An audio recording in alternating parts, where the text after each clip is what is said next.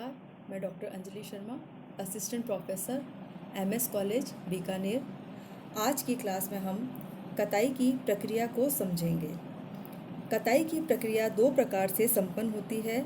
पहला है यांत्रिक कताई अर्थात मैकेनिकल स्पिनिंग, दूसरा है रासायनिक कताई अर्थात केमिकल स्पिनिंग। सबसे पहले हम चर्चा करते हैं यांत्रिक कताई की। इस विधि से छोटे छोटे रेशों की कताई की जाती है।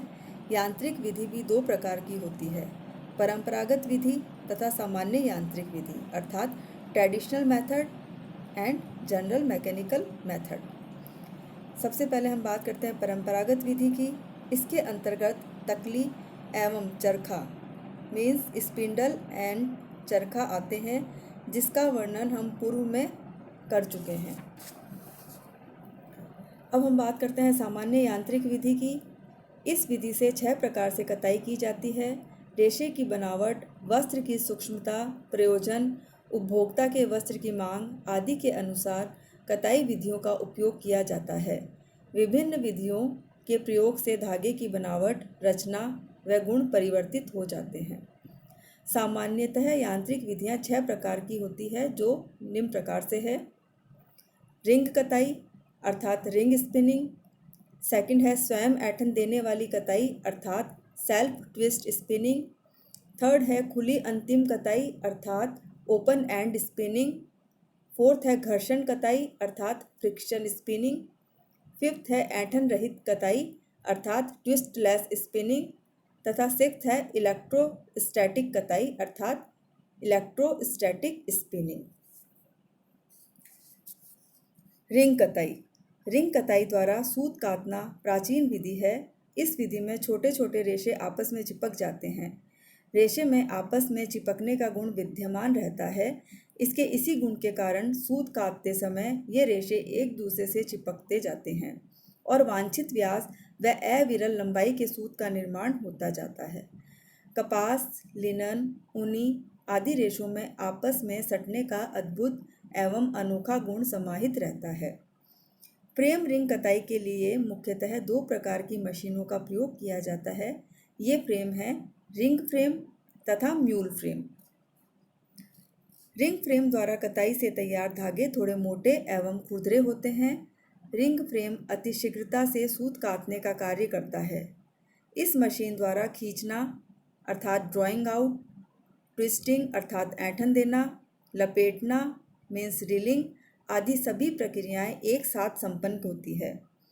मशीन में सैकड़ों तंतु एवं धुनियाँ एक साथ ही प्रति मिनट हजारों बार चक्कर लगाती हैं, जिससे सूत कताई का कार्य शीघ्रता से संपन्न हो जाता है। तैयार धागा स्वतः ही बॉबिन पर लिपटता चला जाता है। फलतः इस मशीन से सूत काटने समय शक्ति व धन काफ़ी बचत होती है। इससे कम समय में अच्छा उत्पादन होता है। म्यूल फ्रेम से कताई के पश्चात सूक्ष्म, बारीक व चिकने धागे का निर्माण होता है, परंतु इससे धीमी गति से धीरे धीरे कताई कार्य संपन्न होता है। इससे अति मूल्यवान उच्च कोटि के श्रेष्ठ धागे का निर्माण होता है। वस्टेड धागा इसी क्रम से तैयार किया जाता है।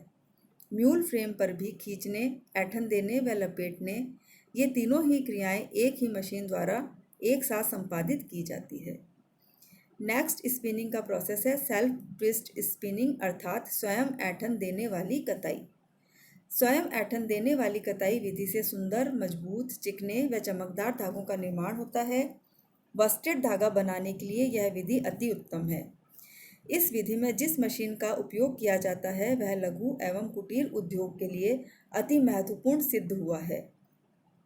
मशीन की लागत कम होती है, साथ ही इसे कम स्थानों में सुरक्षित रखकर कताई का कार्य किया जाता है। मशीन की गति भी म्यूल फ्रेम की गति से कम 10 गुना अधिक होती है, अतः समय, श्रम व धन की बचत होती है। इस विधि में रेशों को आपस में चिपकाने वाला पदार्थ का प्रयोग किया जाता है।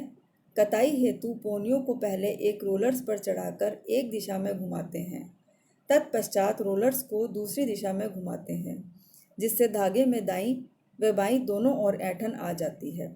अब पुनः एक बार साधारण प्रक्रिया का प्रयोग किया जाता है, जिससे धागा काफ़ी मजबूत हो जाता है। साथ ही धागे की ऐंठन एक ही दिशा में आ जाती है। नेक्स्ट है खुली अंतिम कताई अर्थात ओपन एंड स्पिनिंग। इस कताई का आविष्कार 1960 ईस्वी में हुआ है। यह कताई भी पुरानी परंतु प्रचलित विधि है।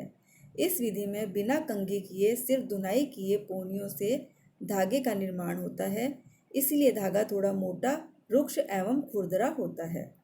इस विधि में पोनियों को तेज गति से चलने वाले रोलर्स के बीच में से होकर गुजारा जाता है, जिससे रेशे जो आपस में पोनियों से जुड़े रहते हैं अलग हो जाते हैं। तत्पश्चात इन रेशों को एक ऐसे घूमने वाली कीप से होकर निकालते हैं जिसमें साथ ही हवा भी प्रवाहित की जाती है। कीप के निचले हिस्से में छेद होता है। घूमने के कारण मोटी पोनियाँ पतली पोनी के रूप में कीप के छिद्र में से होकर बाहर निकलती जाती है। यहाँ इन्हें घूमने वाले यंत्र से घुमाव दिया जाता है, जिससे मोटा धागा तैयार हो जाता है, जिसे बॉबिन पर लपेट लिया जाता है। इस विधि से तैयार मोटे धागे को आसानी से रंगा जा सकता है। इस विधि से तैयार धागा लगभग रिंग विधि से तैयार धागे के सदृश होता है। इस विधि का सबसे बड़ा लाभ है कि कम समय में इससे ज़्यादा सूत काते जाते हैं, इसीलिए समय की काफ़ी बचत होती है। परंतु इस विधि की सबसे बड़ी कमी है कि कंघी की गई पोनियों से धागे नहीं काते जाते हैं, क्योंकि ये रेशे रुई से चिपके रहते हैं। नेक्स्ट है घर्षण कताई अर्थात फ्रिक्शन स्पिनिंग। इस विधि द्वारा धागे का निर्माण आविष्कार सन 1970 ईस्वी में हुआ था। इस विधि से रेशों में घर्षण द्वारा ऐंठन दी जाती है। बिना की कंघी की गई पोनियों को कार्ड स्लाइवर की कताई की जाती है। इस विधि में दो लंबवत छिद्र युक्त ड्रम का प्रयोग किया जाता है। इन ड्रमों में हवा के प्रवाह से रेशों को प्रवेश कराया जाता है। दोनों ड्रमों को घुमाने से आपसी घर्षण पैदा होता है, जिससे धागा तैयार हो जाता है। ये धागे देखने में अत्यंत सुंदर, चिकने, आकर्षक दिखाई देते हैं, परंतु इस विधि से प्राप्त धागे में तनाव सामर्थ्य का अभाव रहता है। इस कारण धागे शीघ्रता से टूट जाते हैं। नेक्स्ट है ऐंठन रहित कताई अर्थात ट्विस्टलेस स्पिनिंग। जैसा कि नाम से ही स्पष्ट है, इस प्रकार की कताई में धागे में ऐंठन नहीं दी जाती।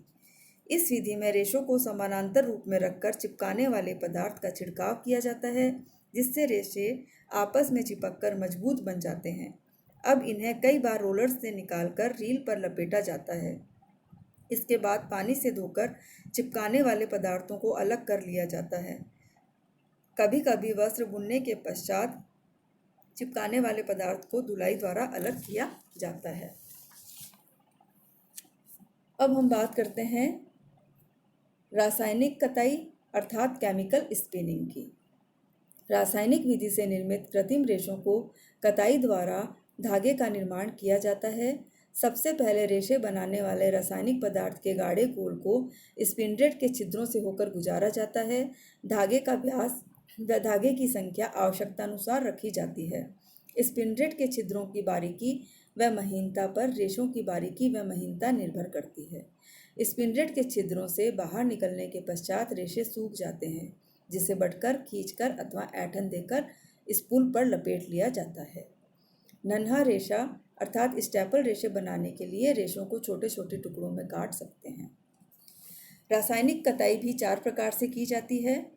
आर्द्र कताई मीन्स वेट स्पिनिंग, शुष्क कताई मीन्स ड्राई स्पिनिंग, पिघली कताई मीन्स मेल्ट स्पिनिंग तथा बायो कंपोनेंट रासायनिक कताई अर्थात by component chemical spinning. Wet spinning कृत्रिम रेशों के निर्माण हेतु अंतिम अवस्था में तैयार रासायनिक कोलाइडल घोल को स्पिंडलेट के छिद्रों से होकर गुजारा जाता है, जिससे अविरल लंबाई के रेशों का निर्माण होता जाता है। अब इन्हें धोकर कताई प्रक्रिया द्वारा गीली अवस्था में ही धागे तैयार करके स्पूल पर लपेट लिया जाता है। नेक्स्ट है शुष्क कताई अर्थात ड्राई स्पिनिंग। इस विधि में धागे निर्माण हेतु अंतिम कोलाइडल अवस्था में प्राप्त रासायनिक कोलाइडल घोल को स्पिंडलेट के छिद्रों से होकर निकाला जाता है। छिद्रों से बारीक रेशे निकलते हैं, जिन पर गर्म हवा या भाप प्रवाहित की जाती है, जिससे घोलक का वाष्पीकरण हो जाता है और ठोस रेशा प्राप्त हो जाता है। अब इन्हें खींचकर और ऐंठन देकर कताई प्रक्रिया द्वारा मजबूत धागे का निर्माण किया जाता है। पिघली कताई मीन्स मेल्ट स्पिनिंग। इस विधि से प्राप्त धागे का सर्वोत्तम उदाहरण नायलॉन है। इस विधि में ठोस सफ़ेद फ्लैक को पिघलाकर गाढ़ा घोल बनाया जाता है। इसके बाद इस गाढ़े घोल को स्पिंडल के छिद्रों से होकर हवा वाले चैम्बर में भेजा जाता है, जहां ये ठंडा होने पर सख्त हो जाता है, जिन्हें खींचकर ऐंठन देकर तथा बटकर धागे को स्पूल पर लपेट लिया जाता है। इसी प्रकार को पिघली कताई इस प्रक्रिया को पिघली कताई कहते हैं। रेशों को बाद में धोने की कोई आवश्यकता नहीं पड़ती। अंत में हम बात करते हैं बायो कंपोनेंट रासायनिक कताई की। इस प्रकार की कताई के पॉलीमर को कई बार अलग अलग स्पिंडल के छिद्रों से निकालकर फिर इन्हें खींचकर व ऐंठन देकर बटा जाता है। बटने के पश्चात धागे को स्पूल पर लपेट लिया जाता है। थैंक्स।